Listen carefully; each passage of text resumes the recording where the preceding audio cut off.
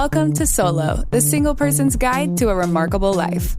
Your host, a behavioral scientist and bachelor, talks to leading experts and successful singles about living solo and living well. Travel more, make things, sleep in when you want to. Here's the playbook for the person who is unapologetically unattached. Now, please welcome Dr. Peter McGraw.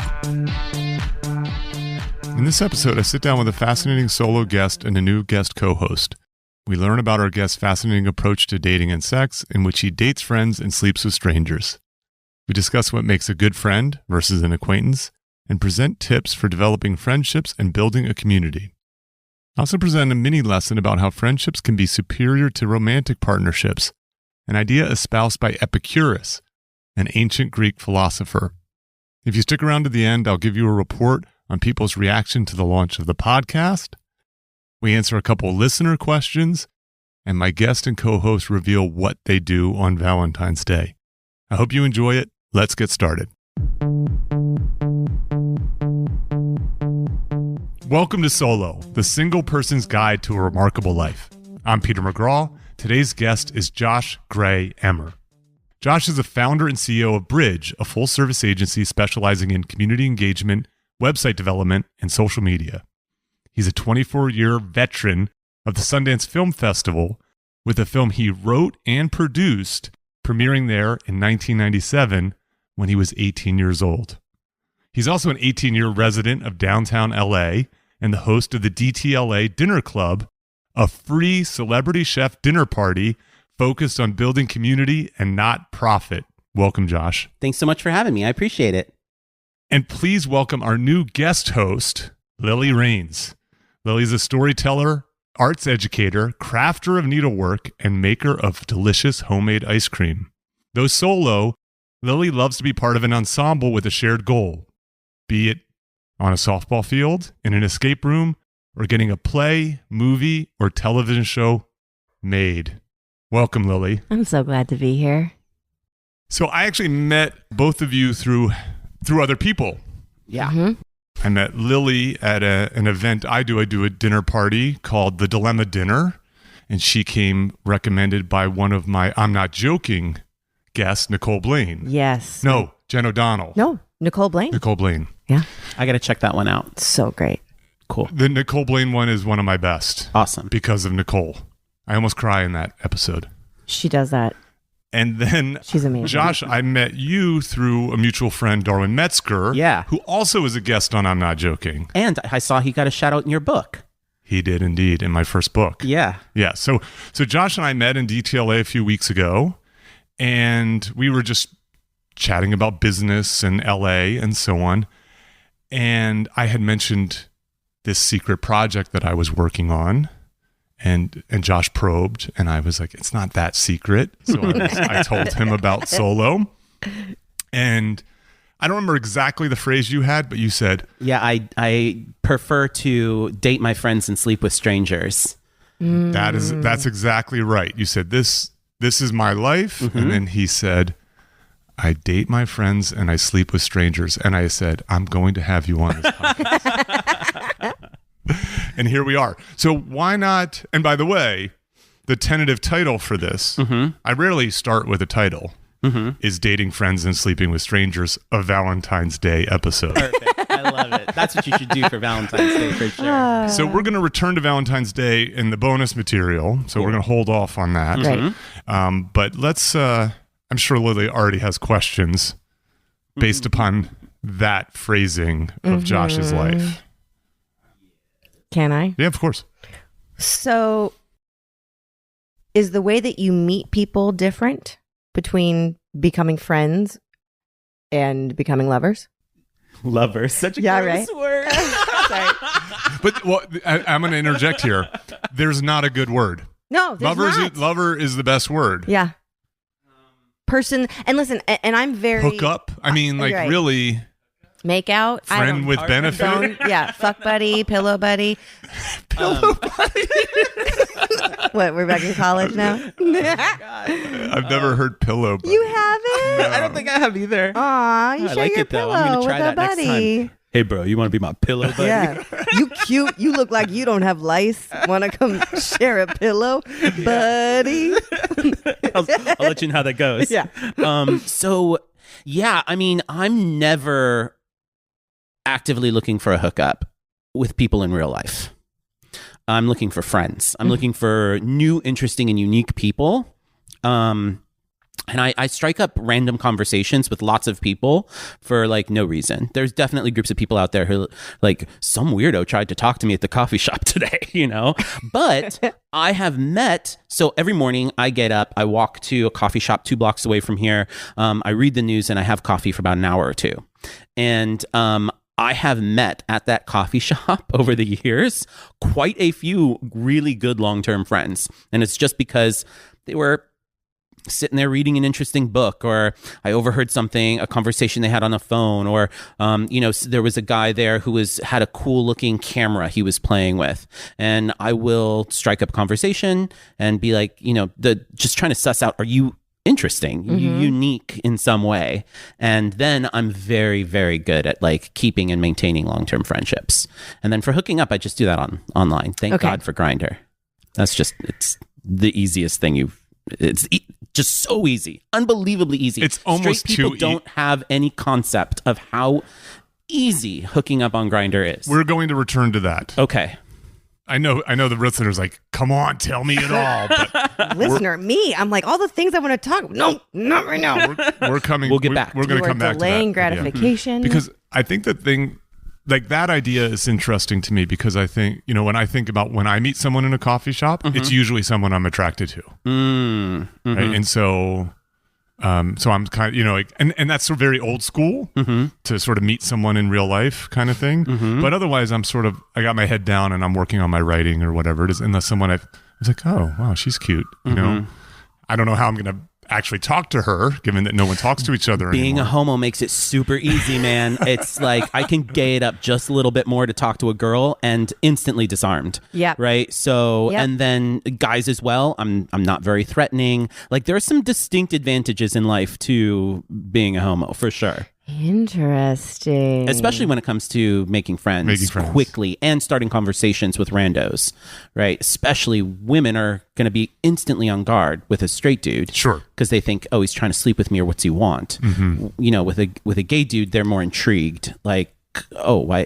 What's going on here? That is so true, because it's one thing if you're like, I like to say that for me personally, I can play in the sandbox and I can play on the soccer field. I just want to know what game we're going to get into. Interesting. Of course. So like if you see me coming with my cleats, we're playing soccer, right? But I can hang out with anybody. I like a lot of people. I like a lot of things about a lot of people. And I was told as a younger lady that I'm a big flirt. And now as an older person, I do feel like I have You're still a lady. I'm still, I'm a woman who seldom acts like a lady that your grandparents would recognize in the definition of ladylike behavior.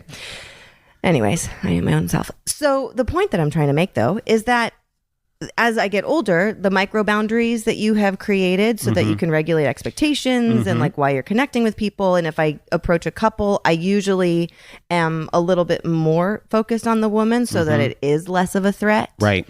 So that's interesting that you found a chance to dial up or down. Do you feel that's inauthentic, or do you feel that's a part of just that It's barrier? not inauthentic because it's the test phase. They'll get to know the real me real quick if you pass the test phase, right? I'm just trying to foot in the door, see if you're cool, see if you're interesting, what kind of unique thing do you bring to the table, and then like I'm never trying to hide who I am or not be myself, because that's just a waste of everybody's time. So what does it take to pass the test? I'm asking for Lily. I want to be your friend. Can I be your friend? We're friends already. Okay, you did it. Not boring, for God's sake. That's really the only thing. I feel like I've met so many different types of people in my life, and almost all people fall into specific categories. There's like maybe 20 categories of people. That's a lot of categories. I know. But when you're meeting, thousands of people over a lifetime, it's super intriguing that you can recognize the same type of person in your life over and over again. And I would say that like half of those categories of people are just so boring. And the other half of those categories of people are like fantastic, weird, quirky, interesting. And I want all sorts of them, all the people in that half, and none of the people in the other half. And so, yeah, that's all I'm looking for. Okay, so you're looking for an interesting person. Yes. Okay. So this is actually this is a question that I wanted to get to. So I like the fact that you are sort of on the hunt for friends. Always. Yeah, you're on the hunt for friends. And the idea that you date your friends, I think, is an especially interesting idea that we're going to also return to. But what is it? So you say you're looking for interesting, intriguing, and a friend. Lily? I'm intuitive. Like if there's a buzz that happens, that's what draws me in. So it is chemistry. And sometimes I can be stimulated intellectually. Sometimes I can be stimulated in like full on joy, child play.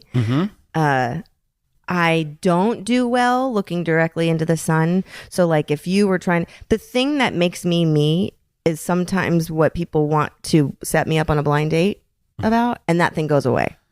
The second there's an expectation, oh my gosh, you're going to love, even if it's any phrase that begins that way, it never ends well.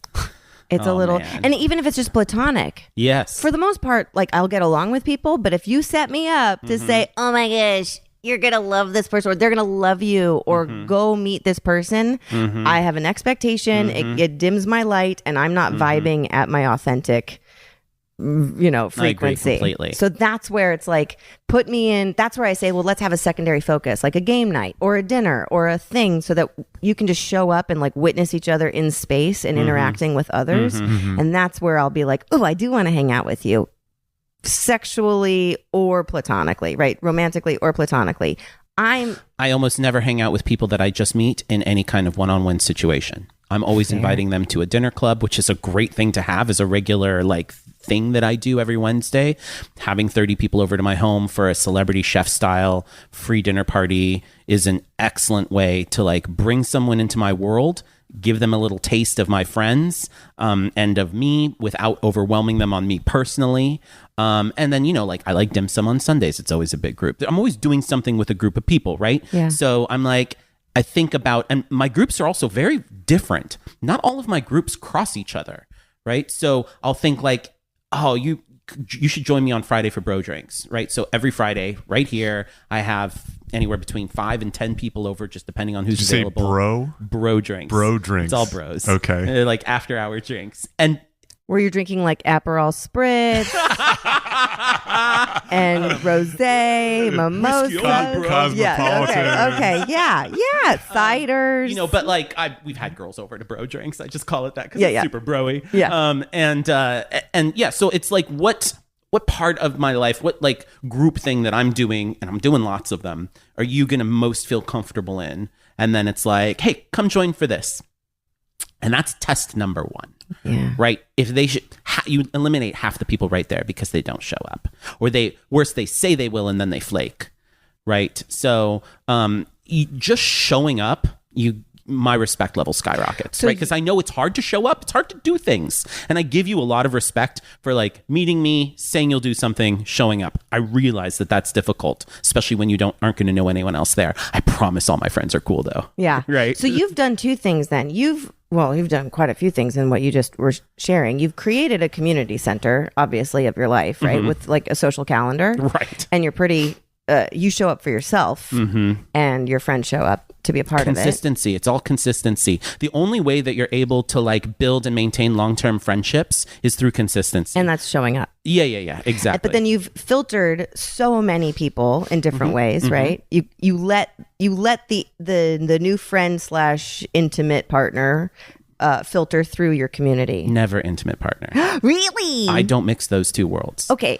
So if you get invited to dim sum, I'm not sleeping with you. I would never, and I'm attracted to dum-dums.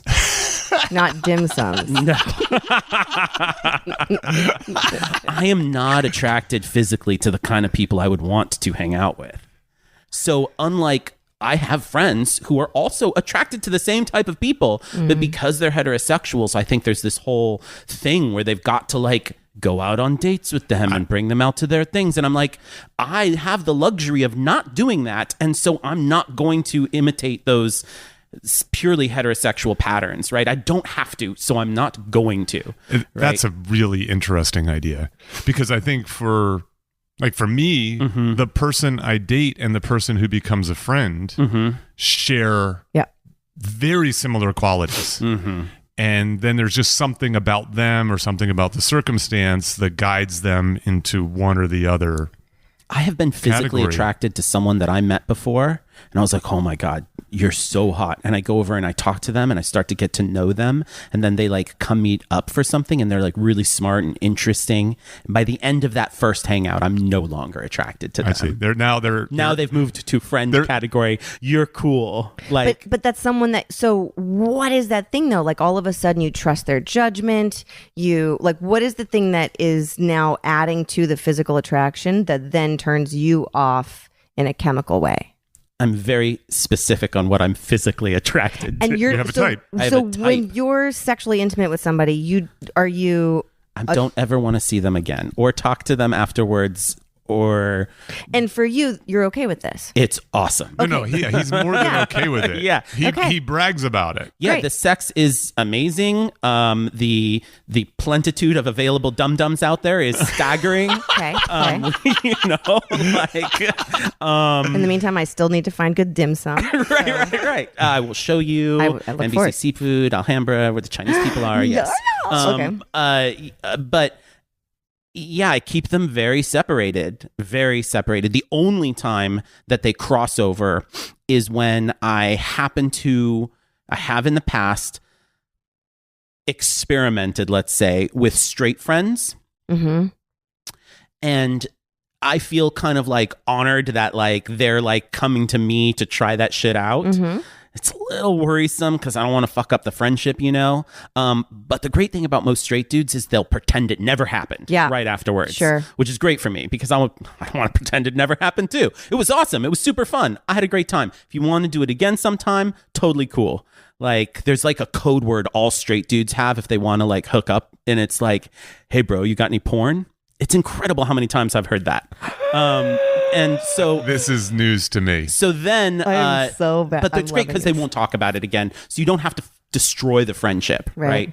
Other than that, there's no crossover. You don't have to destroy the friendship because both participants agreed to have absolutely no discussion or vulnerability around it ever again. Damn straight. Exactly right. Okay, so are you vulnerable with your friends? Yes. So you're being satisfied in all the pistons that we have in life, right? I have the ideal partner. I just split them up into multiple people. There you go. I am fully loved. I feel love from my best friend from high school, Raina, my best buddy, Greg, who I consider like a brother. We chat every single day. We text each other, right? We see each other only a couple times a year, but like we chat about stupid shit. We chat about, life goals and things that scare us, right? Like if I got sick, I would have friends here who would help take care of me, right? I feel love and I give love to my friends, and I'm great at maintaining incredible, really fulfilling, long-term, 20-year plus friendships. I have lots of those, and I value them a lot. I just took my ideal mate and I split them up into multiple people. Yeah. So I want to come back to a few ideas here, and so one of them is this idea of what makes a good friend. And so I have some thoughts on that. Yeah, this is something that I've thought about and talked about, and some of the things that I think make a good friend have come up right now. So I'm stealing this word from Darwin, who you know, which is they're energizing. Not the Darwin. You have a mutual friend named Darwin. Yes, that's right. Who's Spelled a part differently of your origin story. with a Y. Right. Who I met at dinner club. Love this. There you go. So he uses the word energizing. So you said intriguing, you said interesting, right? I think those are all good words. And then you, I think, alluded to two that I have. One is trustworthy. You bet, damn straight. Right. So a good friend is trustworthy. Yeah. You can tell them your secrets. Right. That's probably the most important of those kinds of things. The other one is reliable. And so excellent. Well put. You actually give them a test, which is come to dim sum, come to bro drinks. Bro drinks. come to the DTLA dinner club. Mm-hmm. Come to what? Do you have any other regular things? Just dinners, hanging out. Yeah, I do lots of dinners. So people show up. They say they're going to be there. Are they there? Mm-hmm. You know, those. I have very little like tolerance for flakes. Yes. And it's a very LA thing for people to flake. People don't understand the difference between flaking and canceling. Thank you. They're very, Please. very different things. That's literally the canceling is calling and saying, excuse X, I won't be coming. Sorry, I don't mean to waste your time. Yes. Right? Flaking is canceling within an hour, I consider flaking. And or hitting me up afterwards and saying, oh, so sorry, I totally forgot, whatever it is. Or just, true flaking where you just pretend it never happened and you didn't say you were going to come to that thing. I have no patience for that. Yeah, whatsoever. that's a reliability box, clearly. Mm-hmm. The other, like, sort of more mild form of that is like someone who's like consistently late. Mm-hmm. It sort of shows like, they believe their time's more important than I that agree of the with you. group and Yeah. so on. Well, the thing that's really important, I was very depressed in my mid-20s.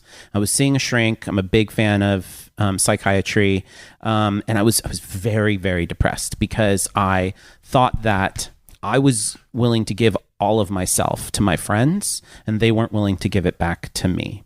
And my shrink helped me understand that I didn't know the difference between a friend and an acquaintance. Ah, yes, please. And So they neat. are not the same thing. Not at They're all. two very different things, right? And my brain thought they were one thing. And as soon as I was able to separate out, oh, you're an acquaintance. I love hanging out with you. We have a ton of fun, right? Like I meet you at the club, and so I was younger. I used to go out and party more, But we'll meet you at the club. But like, you don't really want to know if I've like something bad going on in my life. Like, you're not going to come pick me up at the airport pre-Uber, Right. when that mattered. Or right? you asked how I was and stuck around for the answer. Or no, it's worse than that. You call me and then the conversation doesn't end with you asking for something. I see. Right? An acquaintance will call you and ask for something at the end, and that's okay. You still like them, right? Sure. You can have I have acquaintances too, people I thoroughly enjoy, but they're not friends. Soon as I was able to make that distinction, my whole life improved, and it's been better ever since. So this is a good one to the fourth. I just added this one to the list. And I can't take credit for that. For the first three, I'll take credit for, although the energizing term donated by our friend Darwin. The fourth one, I'm slightly embarrassed to say this, but I got it from Jordan Peterson. So Jordan says, what makes a good friend is you can share good news with your friend and they're not jealous. They're happy for you. And they're not going to go, oh, that reminds me of the time where this better thing happened to me. And then the other one is you can share bad news with a friend. And then they're going to try to support you and help you. And I think that's like a great way to think He's not about wrong. the strength of your friends. He's just not wrong. That is, I find that to be very truthful to me. And I'm lucky enough that because I'm single and because I don't ever plan on getting married and I don't ever plan on dating in the traditional sense, and I don't do relationships. You can't see the air quotes. He's doing air quotes. Conventional, right? Traditional type relationships at all, ever. I've never done it.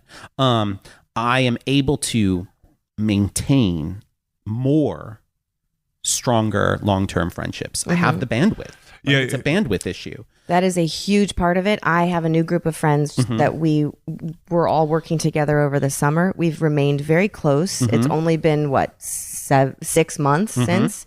And the reality is that even though some of us are partnered up, nobody has children. Oh God. The children will Done crowd that. out a lot of things. Ruins everything. So let's step back for a moment and talk about the kind of evolution, how you got to where both of you are. So I see some similarities between the two of you, which is obviously you're solo and you're very focused on community, right? So in your bio, Lily, that you sent me, you use this word ensembles, which is I think a fun way to say community, group, team, Absolutely. etc. And then obviously this is central to who you are, Josh. Part of my personal identity at this point. Yeah. And so what I'm curious about is, my experience too has always been, because I'm more likely to be single than partnered up. I've had some family issues in life. I've always leaned very heavily on a group, and whenever I move to a new place, I work very hard to try to develop and facilitate and build that. So why don't we start with you, Lily? Like, has this been an evolution? Have you always done this? What's I think the origin story? Yeah, right. I'm very family oriented, and I know that from a very young age, if I were ever a part of anything like a school show that went down, right, or like it closed, or the soccer season was over, I would always be depressed. And as I get older now, I look back and I do have a lot of different groups of friends, and I make friends easily, and I'm only now able to say, oh shit, I build communities. So wherever I spend my time, because my love language is quality time. So if I'm spending quality time with you, we are a community. I often have people cross over very easily, and there's a couple times where they don't cross over, and I'm like, oh, you're not actually, I don't know if I want to spend time with you because you don't fit into other pockets in my closet. You know what I mean? Or something. But I got to be honest with you. I don't know if my community comes from a place of me exploring my place in the bigger, grander scheme of things. I love being a part of something bigger. So I think that's faith. I think that's spirituality. I'm just not a conventionally religious or spiritual kind of person.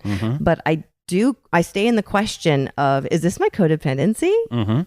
And I'm okay with that. I think there's a real negative connotation to codependency. I was in a relationship for 10 years. There was a lot of codependency and a lot of growth that happened over those 10 years. And I'm grateful for it. And I'm also grateful I got out of it. And I do appreciate relationship. I would love to be in partnership, but I also am very committed to being on my own right now, and am not interested in sharing my most intimate energy until I'm comfortable knowing where my natural, energy is mine versus what I take on from others. I want to make sure I can define who I am in the positive independently, as opposed to in reflection of everybody around me. I see. So, I have this phrase that I came up with about being single for now or forever. And so you two encapsulate both of these things, right? So Lily, you're a for now person. For now, and Josh is a forever person. Yeah, it does sound like that. Josh is currently trying to save his cats, feeling very claustrophobic inside of the house. And we sorry. We are, but actually, that helps to set the scene. Oh, yes. So we are sitting on Josh's couch in his apartment in downtown LA. We call them lofts in downtown. Sorry, the loft in downtown LA, where he hosts his dinner club. So this is a weekly. Monthly? No, weekly. So starting in the summer, as soon as the weather gets a little bit nicer, because I was lucky enough to buy this in 2010 during the market crash. So I have a beautiful rooftop that I own, and I have seating for 30 up there. So you do 15 friends and 15 strangers. That's right. So this is amazing. It's an excellent way to meet new people. So 15 people sign up online, and then there's a wait list, and then I'll go through the wait list and pick my friends and other interesting people from the wait list. So it's 15 totally random strangers, which is exciting, right? Every time. Yes. And then 15 people who have been before, or who look super intriguing. And people fill out a little questionnaire, and I read every single application for Dinner Club and mark people's profiles, but everyone has an equal opportunity to get in. And then you curate the evening depending on the so interest. I do. in things, So or? I spend several hours doing the seating chart. So everyone is seated based on who I think that they would have super interesting conversations with. I try and separate people from. I always separate couples because they've had the same damn conversations over and over again, Yep. and I want them to have a new conversation and then go home and talk about it, what their experience was. I try and sit people together who I think might from different jobs and different. Don't put all the entertainment people together. Exactly right. Then they're just yes. gonna, chat shop the whole night, right? They can do that during cocktail hour, and yeah, it's super fun for me to do. And I always get such a kick when I see people towards the end of the night exchanging numbers. Yeah. And then people hang out. People have gotten jobs. Chefs work together. Like it's fun to like be that sort of instigator for that.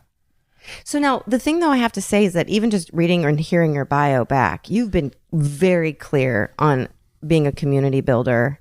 Oh yeah, for me it's super. My origin story is super easy. I didn't have a single friend until I was 16. Yeah. I was bused to schools with kids I didn't like, and I did not. There were no kids in my neighborhood.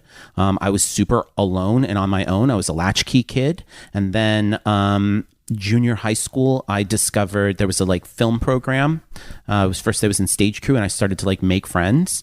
I went to Pacoima Junior High School in the hood. I was so happy to be there at a magnet program with thousands of kids, so I could sort of disappear in all of the random wacky kids. And then I got to go to my first Sundance Film Festival. I was like, oh shit! Like when I was 13, this is what I want to do. I'm going to get involved in film. And then the whole process that from 13 to 18 was going to movies with friends, organizing all of my friends into making a movie, hanging out on film sets and all that sort of stuff, which was my first sort of foray into like having friends at all. And then I was the instigator because I so desperately wanted to have friends, Yeah, Yeah. And then that kind of I got started real early figuring out how to make friends and build those friendships around things. And then that's an experience. I got a leg up, and then I did more of that in college.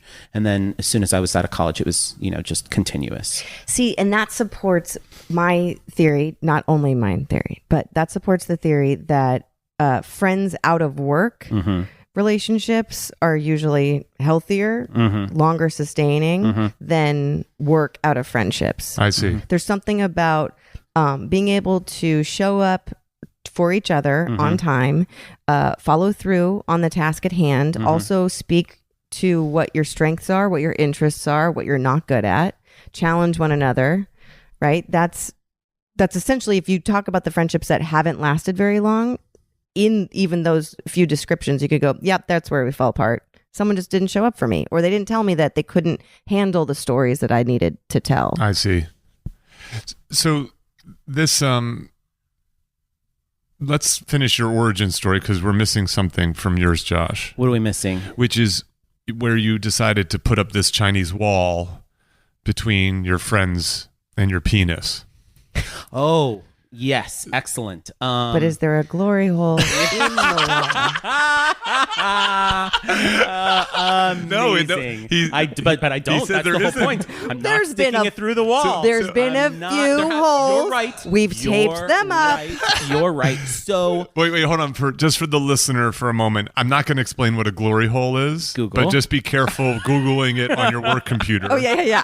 Private mode. And the other one is, what is a Chinese wall? And so this goes back to, like, for example, like magazines and newspapers have what they call a Chinese wall. I don't even know the origin of it, but it's basically the editorial decisions and the advertising decisions are completely separated for the integrity of the church versus state.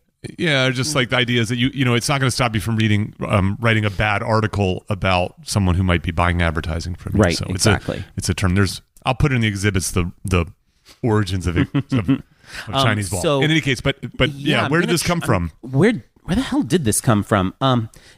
So I mean, when I was growing up, when I was like young, I definitely thought I was going to be married with 2 kids. I had that traditional picket fence idea for myself. And then I started to realize, well, I'm gay, but I really didn't want to be, right? So I was sleeping with girls at like 15, At least one of us was. This girl totally knew I was gay. She was taking advantage of, I mean, like, how can you take advantage of having sex with a 15-year-old dude? But she was 19. She wanted to get work on my film. She was assistant at Barbizon Modeling School. Oh, my. I totally gave her work on the film. Those days are finished. Yeah. That's wait, I got Me Too. No. She Me Too'd me? No. I'm not quite There's sure. consent. It sounds like there was consent across There was total the board. consent. Yeah, Yeah, this does not absolutely. fall under anything. No. Yeah. Absolutely. Yeah, no. There was super. Billy, thank you for arbitrating. Yes, Absolutely, thank you. yes. So I did it to be cool. Like I wanted my friends to, think I was cool, and I was trying super hard not to be gay.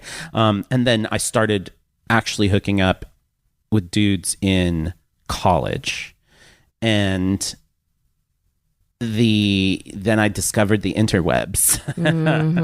And then I was like, oh, this is way better, right? And I never wanted anyone to stay the night, right? I never wanted to build on anything with anyone I was hooking up with, and it was just always like that.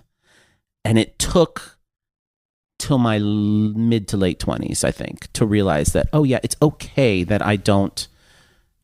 My shrink was like, why don't you try it? There's this dude who's really into you. And I was like, he's like, try dating him. Okay. And we like dated for 2 weeks. And I was like, I don't want him to stay over. Yeah. I didn't want, it was the freaking worst. And I was miserable. I was like, oh yeah, I don't want this type of life. So this is, how long were you with that shrink, by the way?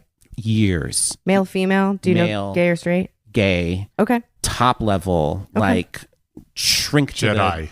Yeah, Jedi like level. he was fantastic. Not one of those, how does that make you feel? So he wasn't giving you like a mandate to go try to be conventional. He was giving you a challenge so that I could go exactly. experiment. So Got it. And it was very helpful because afterwards I was like, oh, right, I don't want this. And he's like, yeah, that's okay. Yeah, that's nice. I think one of the problems with therapy, and this is going to come up in a future episode, I know, because I'm going to have a guest who had a realization that a lot of therapists, they bring their own bias to the table. Oh, yeah, for sure. Which is a partnered life is a better life. Mm-hmm. And so everything is seen through that lens. So the interpretations of toughing it out in a relationship or the way you should go about meeting people and so on. Right. And if you can have a therapist who's agnostic, Yep. right, who has no opinion, who's indifferent, Yep. and just realizes there might be a solo path for you, then suddenly his or her advice can change. That's right. Even if the advice is, well, give it a whirl to make sure that this is the right path for you. But Right. I would say that that's also the value of one of the values that you're talking about with your friends would be, can you listen to me and not make it about you? Yes, that's and right. you could be like, one of my best friends is Christian, well, as close to being a Christian as you can. She defines herself in a different way, but I'm not. And we have great conversations about spirituality and religion. One of my best buds, August, he is a lifelong, Catholic Christian. I always have trouble telling the difference. But one of those. More guilt. The Catholics have more guilt. Got it. That's how to tell the big difference. Big churches, whichever one has the big churches. If they look like they'd be painful to fall on, Mormon. No. But God, I love. Let's get back to this. I love Mormons, though. They are so nice and friendly. Oh. But I'm very not religious, and we have excellent conversations. And he's an incredible friend, and his faith helps him be a better friend. Whereas I'm completely atheist. Hardcore atheist. But your values overlap. Oh yeah, our values absolutely exactly. overlap. So you might have received your values because you were taught them in Sunday school. Mm-hmm. You might have received your values because you were taught them in grad school while you were getting your doctorate in, psychology or whatever. I don't know where you would have gotten them, right? I got mine from family. Yeah, I don't know. My family was kind of fucked up. But, my parents were great. Just didn't have an excellent, I don't think, model, so to speak. They both loved me very much, which I think helps a lot. I don't think they loved each other very much. Lily, I want to make sure you finish your thought about your friend who's close to Catholic. Not Catholic. Also doesn't say she's close to Christian. Christian either. That's not how she does it. It's like we don't celebrate. She doesn't celebrate anything pagan. But the the idea that you can still be very close to someone and share your most intimate details, even though the other person would never in a million years condone that behavior for themselves, Yes, I see. but be able to help you navigate, right? Whereas Nicole Blaine and I have very similar values. I see. And you can show up for each other and be like, well, what do you want me to listen? Do you want me to hold on to this information? Do you want me to give you advice, or do you just need, someone to vent on? And at some point, like how I deal with my therapist is, okay, I'm going to give you the download. If you could reflect back to me what I'm doing well, that'd be great. Sometimes I'm like, I need a new thought pattern. Get me out of this, right? Sort of how when I recently called you and was like, I want your perspective on this. Well, I didn't charge Lily for Good that. job. She can't afford me. No, I got to say, I get a lot of value out of having friends who severely disagree with me on most things in my life. I have hardcore conservative Trump friends, and I get a lot of value out of it. I have friends who are very religious. I have friends who are very different than me in almost every way, and we are still lifelong very good friends because we don't judge each other on the things we really disagree with, right? And I can have those conversations with them. They just have to be smart and respectful and genuine, and the things you were talking about, reliable, energetic. Yes. You can be all of none of those things that you talked about relate in any way to how we feel about the world around us. I agree. At all, yes. And so I'm happy to have those types of friends. My life is better for having those types of friends, even though we definitely don't see eye to eye on almost everything. Yeah. I want to tell a quick story, quick therapy story. So this came up in episode 1, which is a solo person should have a team. Right? The idea that you want to have a team, and a therapist is, I think, an integral member of the team. I recognize that for some people is a luxury. Therapy may not. But a pastor, who's your money person your rabbi again? For some. Money Amy. You didn't put Money Amy's info in the bottom. I need Money Amy's info. Well, good news. She's going to be an upcoming episode. Excellent, perfect. I'm very excited. She's going to get a lot of work out of this. Yes, she is. Yeah. So a referral code. if you didn't listen to episode 1, I talked about a financial advisor being part of your team, and a particular type of financial advisor, which is a fee-based financial advisor. You pay them by the hour. You don't pay them a percentage of your wealth. Yeah. I have a very strong opinion about that. I learned my lesson. There recently. You go. So I have this great therapist back in Boulder. He's the poet. I give people nicknames. And one day he was helping me with my relationship with my mom, which was the thing that brought me to him. I was like, I need to try to repair this, improve this relationship. It's making me deeply unhappy. And I remember him giving me a piece of advice about how to deal with something. And I said very somberly, anxious, furrowed brow, well, she's not going to like that. And he said to me, that be that as it may, he said, I'm not here to make your mother happy. I'm here to make you happy. And I started crying. Yeah. I was like, oh my goodness, this person has my back 100%. Yeah. That's really powerful. Really powerful. It changed our relationship, because I was like, oh, he is my advocate, and so that's, if you get the sense that your therapist is not 100% there to improve your happiness and well-being, right. They might not be the best therapist for you. So I've pitched therapy to lots of friends, and the thing that I always say is, it took me 5 to find the guy who kicked ass for me, who changed my life. It took 5. You have to date a little bit. Yes, you do. Absolutely, you do. If you find the best person on number 1, God bless, great job. Right. But just when you go see the person, that's like a high school sweetheart. Give them a couple times.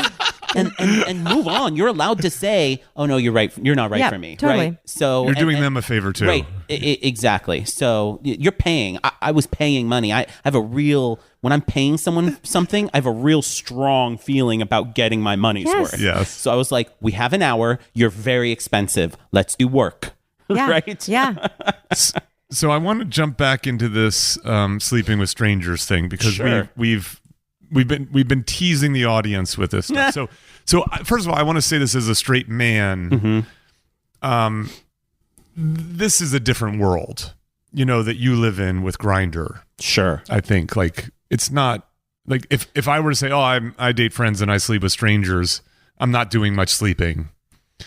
In that metaphorical sense. Sure. But Grindr is in your world and doing this, your dum-dums that you so affectionately refer to these guys. That is not a negative term. God bless them for being such lovable, cuddly dum-dums. So how does this go down? I mean, I will turn on my phone. I will turn on Grindr. It will start beeping. I will pick out what I want. They will show up. We will hook up. They will leave. This is like Jetsons. The whole thing happens within an hour. By the way, I do this with Postmates and Tender Grindr Dreams. is It's quicker. Postmates for dick. Yes. Yeah.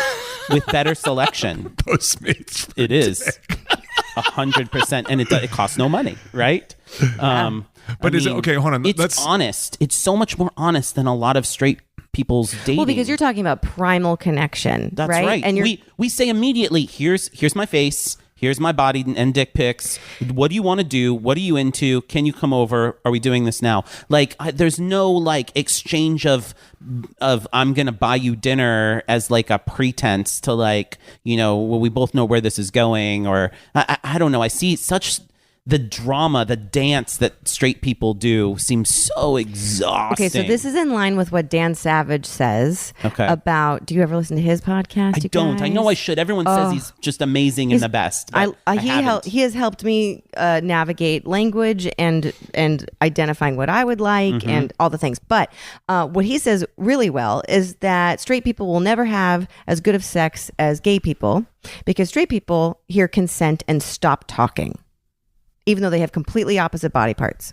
Whereas gay people hear consent and start talking. Well, what do you like? How do you like it? This and that, this and that. And they put words to it. Yeah. Even though they're dealing with pretty much the same exact apparatus. Right. I mean, it does help that we have our own equipment and we know what to do with it. Sure. Very helpful. But like also there are certain, I'm for example, exclusively a top. Okay. Right. Plenty of people are exclusively bottoms or bi or verse or whatever. Everyone has their positions and preferences. But you have to talk about that with someone right off the bat. Before arrival. Yeah. You can't. Two tops don't make a bottom, right? Like that's not gonna work. Right? That's math, guys.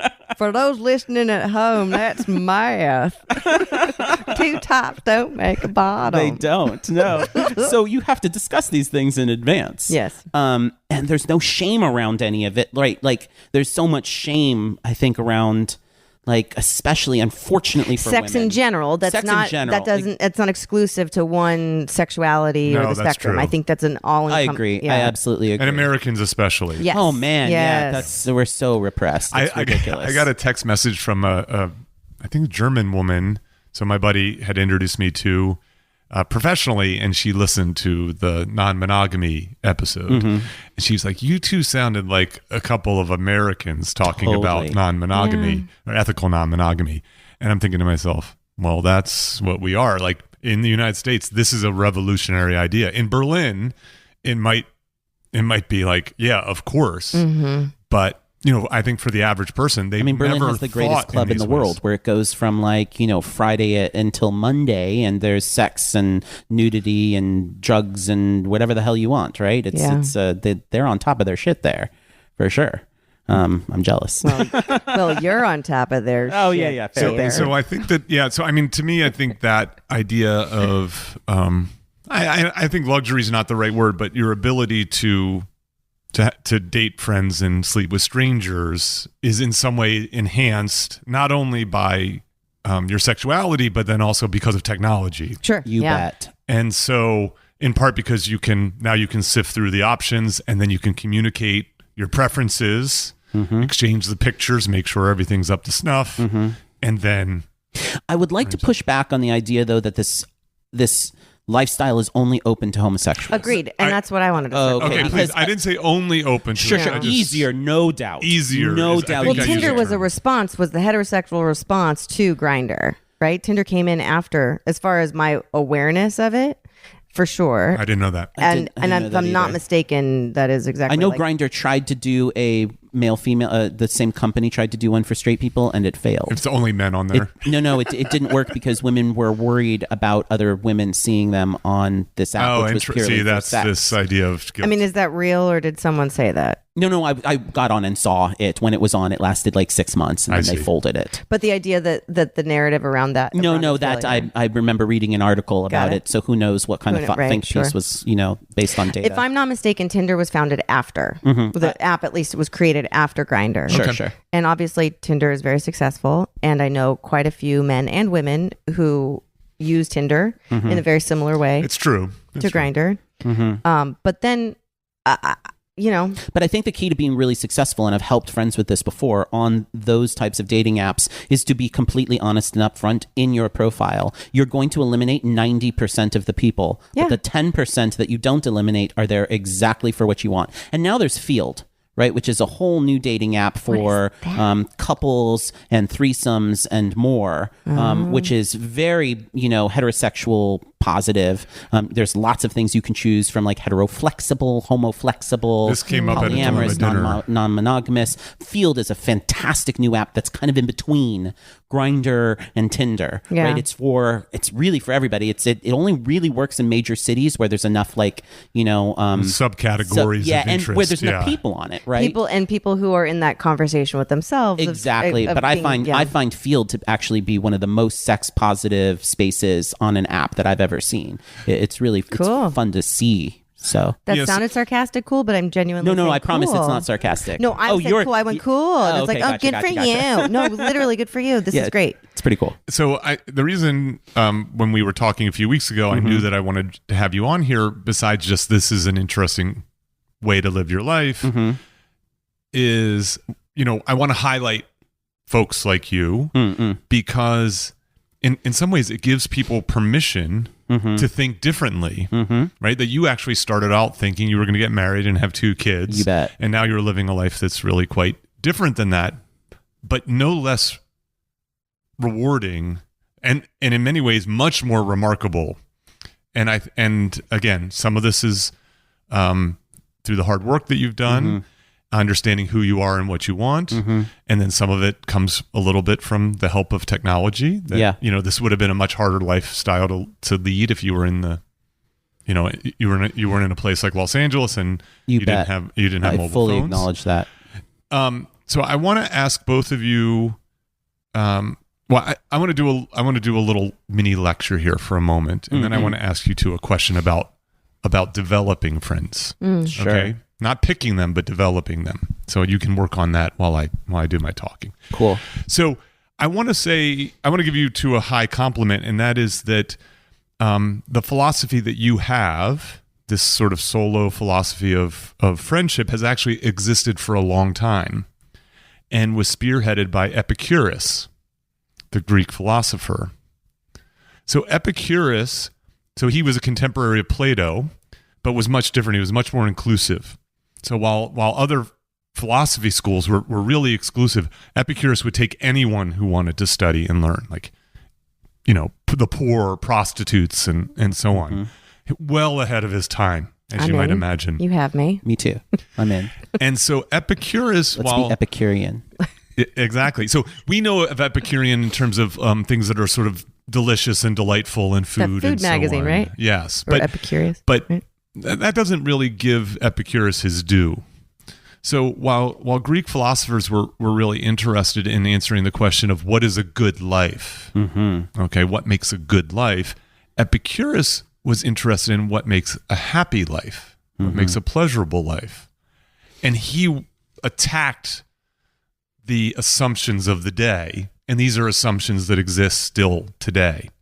So the first one is, he looked around and he looked at partnerships, and he saw not just the love and connection that exists in partnership, but the jealousy, the envy, the cheating, the misery that can happen within partnership. And he concluded that a partnership is not the path to a happy life, but rather friendship is the path to. Friendships rarely have jealousy, as we've already talked about. They rarely have, good friendships. Yeah, sure, right? sure. Good friendships, as we were saying, real friendships, and that they're often uplifting and so on. And so he said, away from partnerships into friendships. The other stuff he said, which is less relevant to what we're discussing today, is people work hard to earn money. And what he essentially says is the better work is work to improve the world. Mm-hmm. So to work hard to improve the world is uplifting, is pleasurable, is good. Working hard to earn money is a grind. And then the other one is that we're too, this is Greek philosophers talking. We're too obsessed and interested in luxury.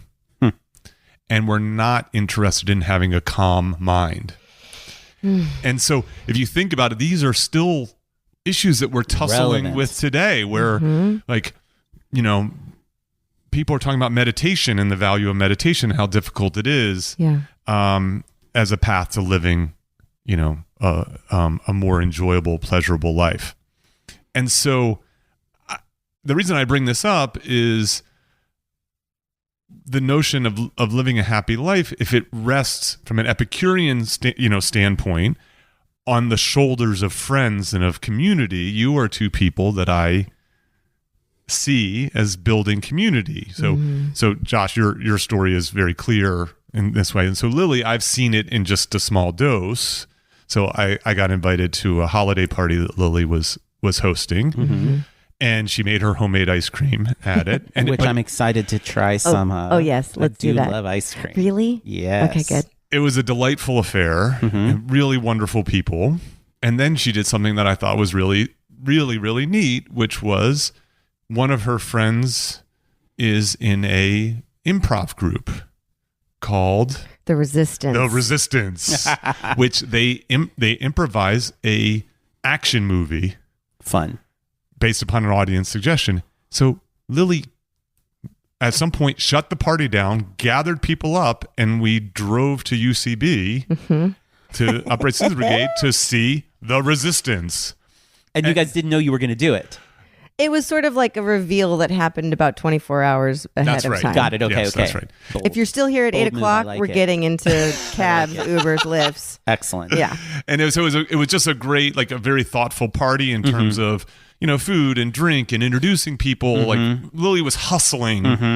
She was hustling so much that I appreciate the amount of work. It's so right. Then I suggested that we hire a bartender for her next. It was very appreciated. For her next Because you know day. how people show up and they're like, what can I bring? And you're like, first of all, you're an adult. Just figure out what you want to bring. Right, of Also, course. if you're going to bring something, bring it having been made. Don't make your shit in my house so true. after I cleaned So true. and taking things out of the oven while you're now dripping all of your I'm with things. Do you want to on- name that person? There was not one person. I was surprised. Well, so I realized that I now, with Dinner Club and with all of my events, I do multiple emails, progressively giving more information. And my emails are also very clear now about flaking. My Dinner Club email, the one you get on Monday before the Wednesday dinner, said this is your last chance to cancel. If you flake, you can never return to a dinner club. You know, it's so interesting. So we're going to get back to my question about developing friends. Yeah. Sure. So I do this thing called the Dilemma Dinner. It's a new thing. As I said, Lily was part of it. So this is a very small, intimate 6-person gathering where we spend a Sunday evening working through puzzles, problems that professional or personal that each person has. Love it. And a lot of bonding. So much bonding. It was great. I have a line, which is, if you miss any of my deadlines, you're out. Great. You're uninvited. It's important. Yeah. And because like this is a privilege. I've got a long. You have a 400 to 700 people on the wait list. The chef is cooking 30 dinners, whether there's an empty seat or not. Right. How unforgivable is it Correct. for there to be 3 empty seats where there's hundreds of people waiting to fill that seat? That's like correct. I can't ever let you come back. Yep. So okay, so let's get back to this idea of Thank you for valuing your time, you guys, on this planet that led you to be the wonderful It's the humans chefs that I'm you more are. offended for, No, you but know? you know what I mean? Like you're valuing this opportunity. You're valuing the chance to share time and space with you. It's not coming from arrogance. It's coming from I value this. It's for the greater good. It really is. 100%. It's for the greater good. So and if you tell people, they don't do it. True, right? Like ever since I started being really firm on this, people stopped flaking. That's great. So we've sort of talked about this idea of obviously the importance of community and how much it can add value to your life, and it can fuel you as an alternative to a traditional partnership. Mm-hmm.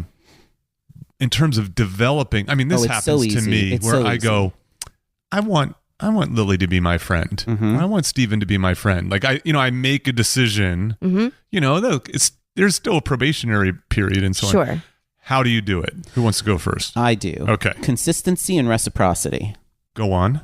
You've got to give of yourself and have confidence that reciprocity will return in some unknowable way, because it always does. So easy. And consistency, right? So I just assume that I will always be the one reaching out to everyone, and I don't have any resentment towards that. It's my role, right? And it's the thing that I can do that I have no problem with, that helps keep my friendships stable and consistent and long-term and long-lasting.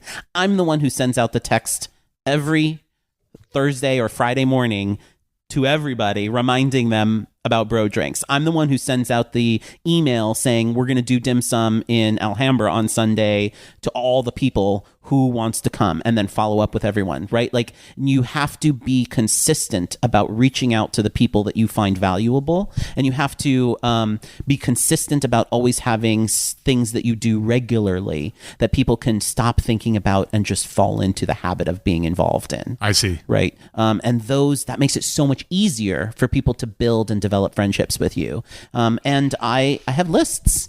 I have lists of friends. And I just go down the list and I'm like, oh, I haven't talked to that person in a while. I'm a text message guy. So I have no problem doing conversations over text message. I know that's a lot of people really prefer phone calls or prefer in person. I prefer... Of our generation. Yeah. I prefer text messages and then in person. I want to text you for a bit, catch up with you, and then at the end of that text conversation with a scheduled appointment. I see. Right? So, and I don't drive, so I have no problem Ubering to you or sending a car for you. That's my favorite new thing to do. Oh. I will send a car for you. It's such a baller move. Yeah, it's it really is. So cheap. It seems like a baller move. It costs an UberX, right? Like, but it sure. It's hard to say no. It's hard to say. Someone offered that, and I was like, right? There's no flaking when the car arrives, right? No, exactly. That's right. So yeah, it's I really believe consistency and reciprocity really help develop good friendships. That's great. How about you, Lily? I know I lead with honesty and authenticity with myself, so I'm not holding shit back. And acquaintances and friends get that. Agreed. So I know that I can show up. What I'm now getting better at is sitting back and witnessing how you want to show up. Okay. And going with my gut on that, because I'm a very good people reader, behavior reader, and I haven't given myself enough credit for that. And it got me into trouble even most recently. So here I was thinking that I had a couple really great people in my life, including a boyfriend, only to find out, oh no. See, now I have to say, I fuck up like every once in a while, and I'm going to continue to do it. Yeah. You have to, for me, the first big time it happened, someone stole my camera from Dinner Club early on, and I stopped doing Dinner Club. This came up when we first met. Yeah, Holy and shit. and I was like, I stopped doing Dinner Club, and I was really mad and upset, and I felt violated and robbed, and I was like, would I pay $3,500 to get Dinner Club back? And the answer was totally yes. And so I just try and be better about, like, I know I'm going to get screwed. You can't let 15 strangers into your life. And then, every once in a while, I make a mistake. Yeah, sure. Right? And that's okay. I just acknowledge that I can't be an open person. All of the great friends I've made were from letting my guard down and being open and being honest and trying to build those relationships. I can't get all of those awesome relationships without getting fucked every once in a while. That's fair. And so when that happens, I just try and limit it. Fewer and farther between getting fucked, you know? And it's just like you're getting your 10,000 hours, right? Totally. And like you get your reps in, getting to know people, making friends, and then getting your heart broken and recovering and moving on. And how deep the heartbreak is not necessarily within your control. My recovery time's way better now because I just acknowledge it's a part of all the good. I can't get rid of that part. But like heartbreak when you fall in love with a person who is your friend, you have an amazing sexual connection with, who's also like a dear friend that you're like adventure buddies with, and then your lives intertwine, and then you're best from college. You yenta to be the roommate's new thing, and now you're the quad squad, and you like hanging out all the time, only to find out that he's been talking shit about you to the girl you used to fuck, who's been a total asshole to you, to your face, behind your back, right? Is like undermining making all this up right now? No, this all just this happened, right? You're like, oh yeah, I'm just off the cuff, right? So that's a chasm. That's a heartbreak. That's heartbreak. That's really rough. That's where like the recovery from that has been a little bit rougher, for sure. And also, what a beautiful opportunity to witness as I come up what layers of my own accountability and who I do and don't want to spend time with, and my bandwidth hasn't been as big to carry as many people in my life as it used to be. But now I'm like, I troll people sometimes. You do? I do. I will troll new friends with outrageous statements. Sometimes, usually around politics, especially because I love politics. I work in politics, right? But I consider myself a liberal, but I love challenging liberals on like these ideas that they're married to and how they actually affect the world and how privileged that like idea really is, you know, because they're so married to these ideas, you know, and I'll troll them sometimes and just like watch their heads explode. In real life. I have so much respect for the ones that are like realize they're being trolled and or have excellent comebacks to me and or are bold enough to tell me to go fuck myself. Yeah, you're jousting. I'm jousting. But you're doing it in person. The one thing I don't want them to do is to agree with me when I know they don't believe it. Yes. I'm looking for you to push back, right? Not to just like yes me when I'm saying something fucking outrageous, you know? Like fight with me a little bit. Call me on my bullshit. But I just want to make clear, when you say troll, you're meaning you're in person, not in person. Okay. There's no way to like read someone's face or you can text message you can't do this stuff. Only in person. Yeah. This is You know, I think listening to you two talk is interesting. You know, there's all these like dating advice columns and dating shows and all this stuff, but you know, there isn't anything like a friendship advice column or a friendship advice. You know, like totally. We hold these sort of relationships up to this very high standard as like this sort of such an important thing, you know, albeit a very difficult thing, and yet a lot of our happiness rests on the shoulder of our friends. Yeah. You know, and I sometimes joke is like someone meets someone, they kind of disappear for a while, you know, which may happen, you know, this is you're where my infatuated sadness for someone. comes from. Yeah. To be honest with you, I have my first roommate here was an incredibly good friend. He's the one who started dinner club with me. We cooked every week for 52 weeks in a row. Oh my gosh. He lived here with me for 2 years, and then he moved next door to a building next door, and he met a girl. And then he was friends with all of us, all of the initial crew that we met and were cooking together. And we now talk about him as though he died. We say, Danny, rest in peace. Oh, that's sad. And we miss him, but his girlfriend, now wife, none of us were invited to the wedding, didn't want him to hang out with us, and he felt that was acceptable. And I know that like one of my really, really great friends that I've been friends with for a very long time, he works downtown. He lives in K-Town. He is recently acquired a fuck trophy. Baby. Got it. So he's hold for laughter. That is brilliant. I've never heard that term before. Fuck trophy. That's what you get, right? That's the trophy. It does seem like a lot of people like to yield that thing around. They hold it around. They're like, look Is it what I wield did. or yield? You never knew love until you had one of these things. Oh God, blah, you blah, don't blah. even know. Yeah, you don't even it's know. so hard. Yeah, I know it's hard. I've been in public before. That looks awful. Awful. Oh my God. But now I know that he's going to be moving to the Valley, and I won't see him a lot. And it makes me very sad. I know that like my friendships, a lot of them have, no matter how hard I work, they have an expiration date. So I'd say perhaps, right? So some friends, I think, look, middle age is hard, right? away. So middle age is hard. So building your career, being married, having one or more children, and all those things is hard. You bet. And so some people make sacrifices. They just have to jettison the friends.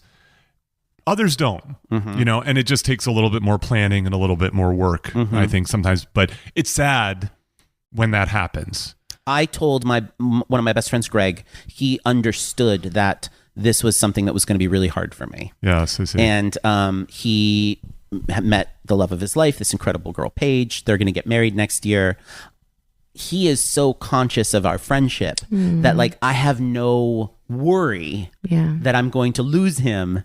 I mean, again, it changes things. It does, but Sure. and of course it will change, and he's going to have beautiful children, and I'm really genuinely happy for him. But I don't have any worry with him because he was conscious of this like fear that I have. Yeah. He sat down to have the conversation with you. Legit. Yeah, that's good. That's a good friend. like you're not going to lose me. I'm going to be your bro. Like that's we're funny. brothers. But you say the sadness, right? The sadness that you felt. The sadness that you felt. Was I not? It wasn't there. God, I totally. Okay. So the sadness that you felt, right? And then you earlier talked about jealousy. And I mean, maybe we're using the wrong word to say jealousy, but like I had one of my best friends was living in New York, and anytime he'd come out to LA, I'm like, well, yeah, you make time to see me. And then at some point that was an inconvenience for him, to which is an indicator that we're no longer the kind of friends that, right? It's not the reciprocity. The reliability thing. Sure. The reliability, but it's not hurt. reciprocity. We are not in the same space of each other's lives. But it's okay.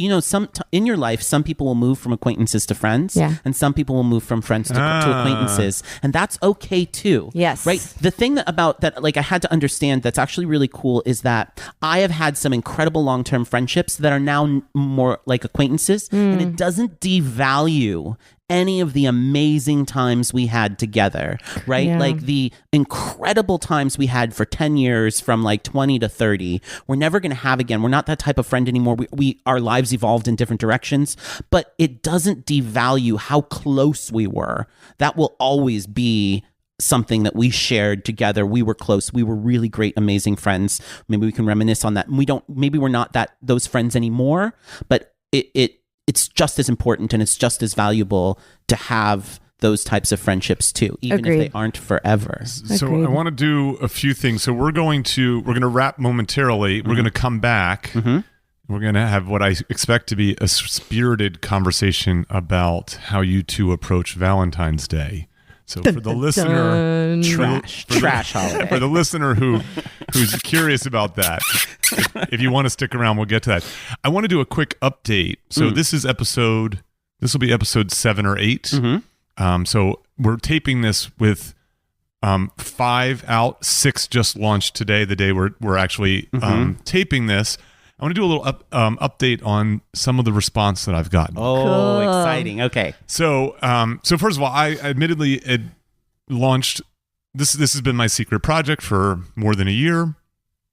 It's completely different than anything I've done. It certainly is something that I'm getting more comfortable with the idea of having put it out there in the world. I feel a bit of vulnerability. I'm trying to be more vulnerable.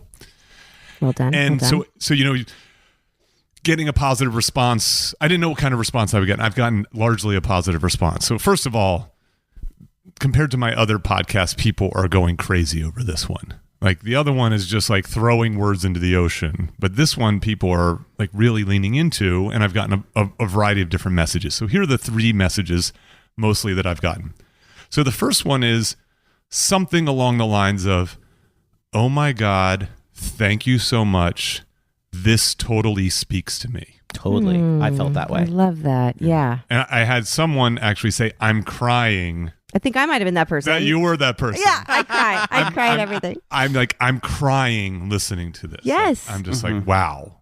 So, of course, it's easy to be like, oh, maybe this is just me and maybe I'm just a little too, I'm just too different and so on. I felt very alone like in my whole life, feeling this way and knowing that I was never going to be in a relationship or a traditional type person that way. And so I'm super happy that there's stuff like this out there. Yeah. This is awesome. Absolutely. And I wanted to really, and frankly, you are living a really far out life compared to the average person. Sure. And I wanted to put that out there as being like, look at the menu of options that you have in this world. Yeah. So the second one is, Pete, this could be big. Right? This is going to be big. That's what she said. That's what he said. So that who knows? You know what I mean? Like, I'm good at making things. I'm terrible at promoting things. Cool. But the idea, like, I don't know if you've been paying attention, but I feel like the world is ripe for this kind of message. Well, you had said that you were going to help build a community around this, and I'm excited for the launch of like a website or however you do that, whether it's a Facebook group or whatever you decide. I'm excited to like meet and bond with all of those solo people who are going through their own different experiences and how we can support each other. That's going to be a really cool part of this. Yeah, and I'm taking my time with that because I want to try to build. Totally. Yeah, I want to echo that because I just I'm like looking forward to the huge meetup where we take something over. I think that would be really fun to do. I agree. And I think there should be a place for people to be able to talk about these things. Yeah. There is, I will tell you this, there is one resource that is currently available. It's not mine. It's largely spearheaded by Bella DePaulo, who was my second guest. Wait, she's a scientist? She's a scientist. Oh, I loved her. She has liked her. there's a Facebook group called the Community of Single People. And it's Right, she talked about that. and yeah. it's very clearly, this is not for dating. No, which I love. Yes. That's This not. is- There's Yes. plenty of that crap You out can there. you can Yeah, do yeah, tons yeah. of that stuff. And I'll put that in the exhibits. Cool. The last one is, and this one is really funny, I think. I've gotten not a lot of this. This has been the smallest of them, is love the show. I'm listening to it, but I have to hide it from my wife. Or I was listening to it in front of my boyfriend and it made me I felt really bad because it made me want to break up with him. No, you got to put the oxygen mask on yourself before you can put it on anybody you're traveling with. And people don't realize that you're not going to be a good partner if you're not a good person. Yeah, of course. I know. I just got a kick out of that idea. Have you gotten any The like shame. legit like negative comments? Like No, have you? from like church people or something? No, I haven't. And I think some Look of it at is you the- totally assuming that it would be coming from church Well, people. no, because Bella- totally biased. I was like, that's what it was. So, like you're promoting single life. Well, Bella talks yeah. about that in episode 2. Yeah. She's surprised that churches don't lean into single people more, that they're very family focused.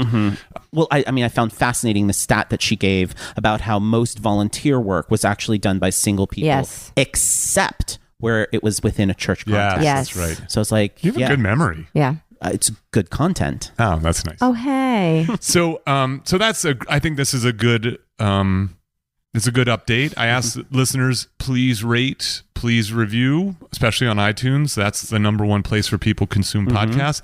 I'm trying to make new and noteworthy. I feel like my worry is this idea is buried in a sea of podcasts. And so getting the word out, I think, will be good for this and be good for people like us. Yeah. I'm going to experiment with a new thing today. I did not prepare either of you for this. I'm excited. I've solicited some questions from listeners. Yes. Cool. I love it. I love it. So the first one is from Steve. Hi, Steve.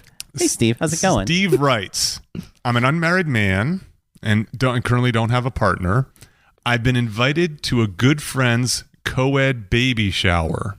Ugh. I have something else that I would rather do that day. What do I do? Okay, so as a lady who currently has a vagina and all of her healthy organs intact, the expectation that I'm a baby person. Oh, and I also work often as a mom as an actor. I am not a mom.